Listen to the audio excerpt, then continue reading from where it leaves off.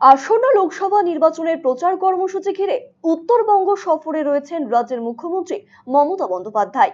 শনিবার রায়গঞ্জ লোকসভা কেন্দ্রের অন্তর্গত হেমতাবাদে জনসভা করবেন মুখ্যমন্ত্রী। রায়গঞ্জের তৃণমূল প্রার্থী কৃষ্ণ কল্যাণের সমর্থনে অনুষ্ঠিত হবে জনসভা। সেই উপলক্ষে শুক্রবার রায়গঞ্জে এসে পৌঁছলেন মুখ্যমন্ত্রী। নির্ধারিত সময় অনুযায়ী বিকেল 4টে নাগাদ রায়গঞ্জে অবতরণ করেন মুখ্যমন্ত্রীর হেলিকপ্টার। রায়গঞ্জের কর্ণজোড়া অডিটোরিয়াম ময়দানে হেলিপ্যাডে মুখ্যমন্ত্রীর হেলিকপ্টার এসে পৌঁছায়। হেলিকপ্টার থেকে নামার পর গাড়িতে চেপে সড়ক পথে রায়গঞ্জ শহরের একটি বেসরকারি হোটেলে পৌঁছে যান মুখ্যমন্ত্রী মমতা বন্দ্যোপাধ্যায়। প্রশাসন সূত্রের খবর, এই হোটেলে রাত্রিবাস করবেন মুখ্যমন্ত্রী। এখান থেকেই শনিবারের জনসভা মঞ্চে যাবেন মমতা বন্দ্যোপাধ্যায়। তবে শুক্রবার সন্ধ্যের দিকে রায়গঞ্জে দলীয় নেতৃত্বের সাথে মুখ্যমন্ত্রীর বৈঠক করার সম্ভাবনা রয়েছে বলে বিশেষ সূত্র মারফত জানা যাচ্ছে। এদিন মুখ্যমন্ত্রীর সফর ঘিরে কড়া নিরাপত্তায় মুড়ে ফেলা হয়েছে রায়গঞ্জ শহরকে।